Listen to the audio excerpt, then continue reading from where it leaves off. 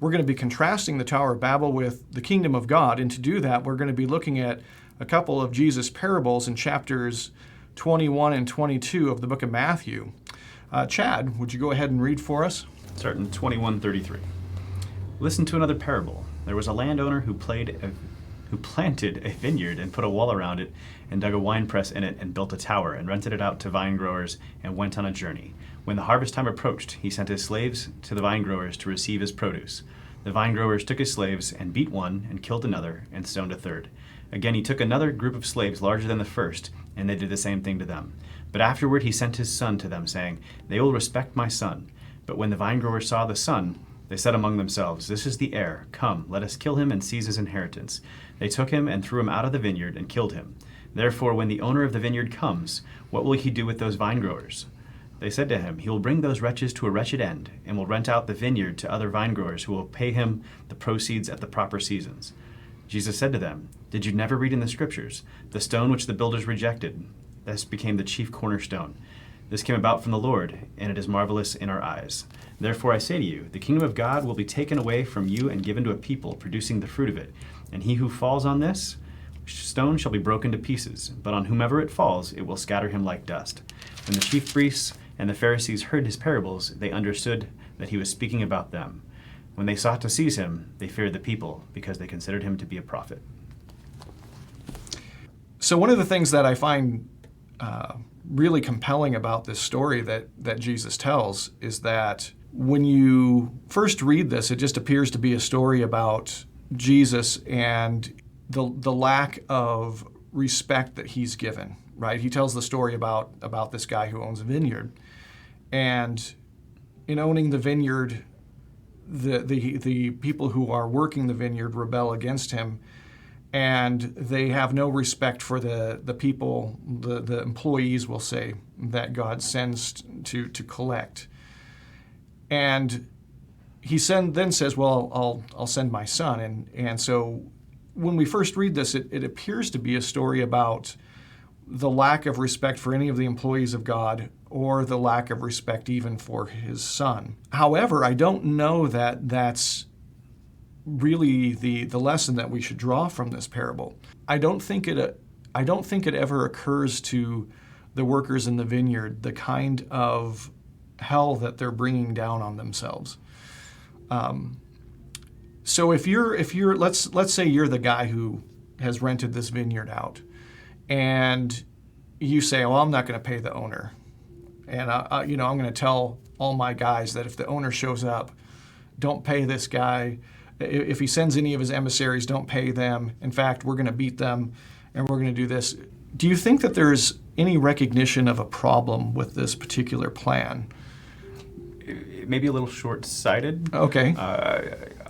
Obviously, I'm going to guess that this landowner, if we leave him generic for a minute, and is probably got some means at his disposal, and at some point, obviously he comes with slaves and a bigger group of slaves than his son, but at some point you think he's probably bringing an army.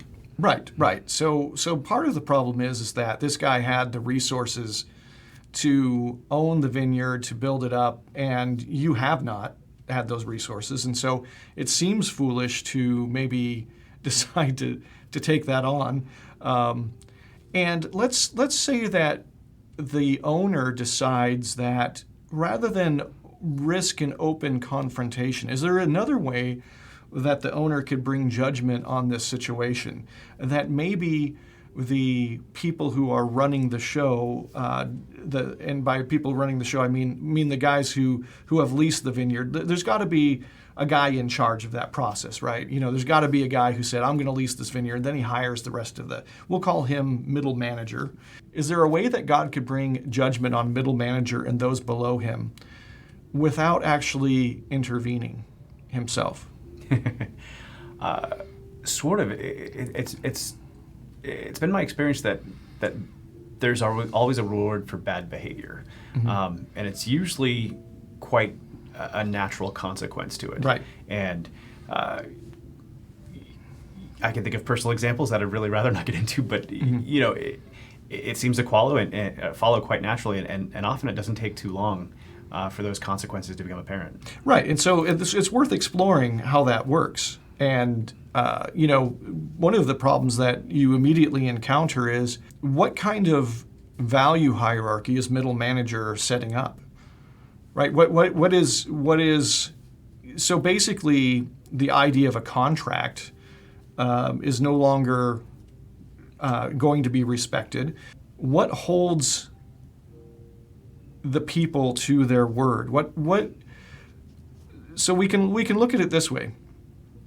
The guy who owns the vineyard, landowner, so he has a situation where working within a system, working within a hierarchy in which property rights are respected, people's word is respected. There's a certain value system that allows this business arrangement to function. There's a context, an environment of a value system, a hierarchy that allows this to take place, right? And the interesting thing from the perspective of the story is that all this is subtext. This isn't explicit in any way. But what's happening here is that there's something beneath what's being stated that functions as a context, that functions as an environment for this story to take place. And what happens in the story is that subtext is actually the driving force behind everything that happens. There's a value system here that is the mediator between this landowner and this middle manager and his crew. Now, when the middle manager and his crew rebel against the king, they're also rebelling against this context that's allowing this business relationship to exist, right? The problem is that when you do that, there are unforeseen consequences. As an example, what happens when the middle manager is now at the top of the hierarchy? Let's say that he succeeds, right? So the middle manager succeeds, and all of these, the landowner just goes away and says, well, I guess I lost this one. And he goes away. Well, now who's at the top of the hierarchy? Well, this middle manager is. The middle manager is. Unfortunately, he set up a brand new value system that says at the end of the day, act in your immediate self-interest, and if that's at odds with whoever the current top of the hierarchy is, well, then that's life. Right. He's actually destroyed the environment. He's destroyed the context. He's destroyed the hierarchy that would actually allow him to benefit from the move that he's just made. There's no reason why whoever is immediately beneath him wouldn't say the same thing to him that he's said to the person that's above him, right? There's no, at this point, that value system has been destroyed, and there's no reason why it should be reinstituted just because you happen to be at the top of the hierarchy.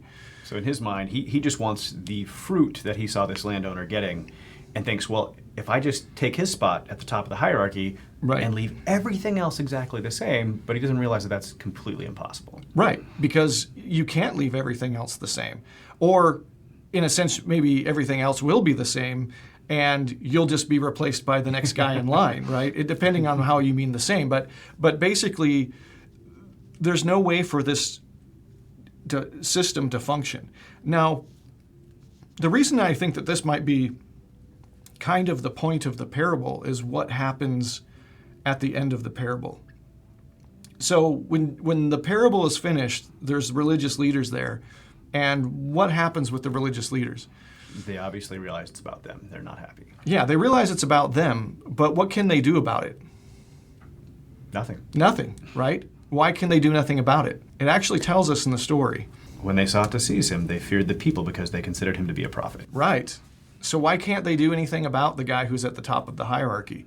Because they fear the people at the bottom of the hierarchy doing the same things to them that they're considering doing to the guy at the top. That's interesting. So the Tower of Babel is the story of rebellion. It's the story of a rebellion that sets up that wants to try to set up a new hierarchy.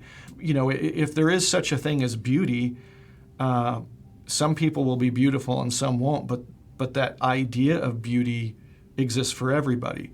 If we're to value strength, then we can all look at, some people will be strong and some people won't, but that system of a value of strength will apply to everybody. You know what I'm saying? Sure. But if we do what our culture has been doing, which is trying to overthrow all of the things that we can actually judge anything by, overthrow the value system, well, then the problem is that you can put something different in its place, but you can't put something better. And why would I respect your different rather than my own? Why in the world would I? You see, what happens is a disintegration. And you see that happening in our culture with this idea of trying to, we have in our culture now a system that we try to take all of the things that any kind of a value hierarchy excludes, and we say that those things are victims, and then we give those things moral authority and try to renew or remake a value system that places them at the top or near the top. And the problem with that is that it disintegrates, right? So let's say this.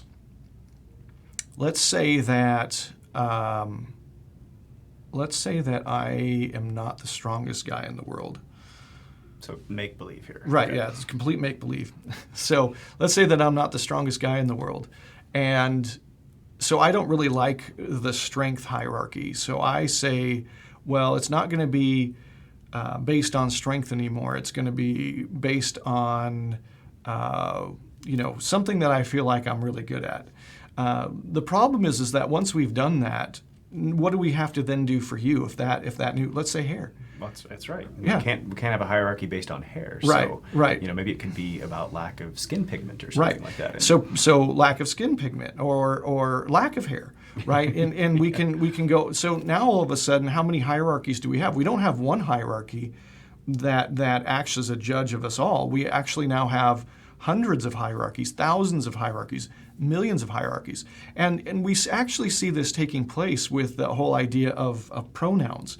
Right, so we used to have pronouns, and some people felt excluded by the gender pronouns that we had in our lexicon, and so they decided, well, we'll add in pronouns. Now, the problem is that what's the list of pronouns up to now? I don't know. It's hundreds or thousands now. Right, and it's basically what we've decided is that whatever pronouns you want to use, you can use. And so how in the world are you going to function in a world where you go through and you're expected to know a new pronoun for every single person?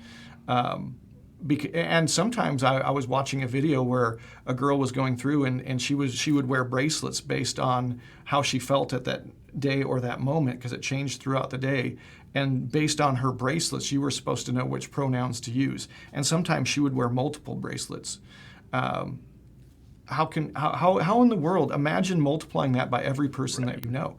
How in the world can that function? It's not workable. Right. So one of the things that's really fascinating is that there's a unifying nature to the hierarchy that God makes. And you can think of this. I heard a guy talking about this, and he talked about how, let's say you have a team that is doing very poorly in a league. Let's say our softball team. Our softball team goes out and they're not doing very well in our league. I know that's never happened in the history of our softball team, but we'll posit this just for this moment. And let's say that they decide, well, we don't like our league. We're going to go off and start our own league.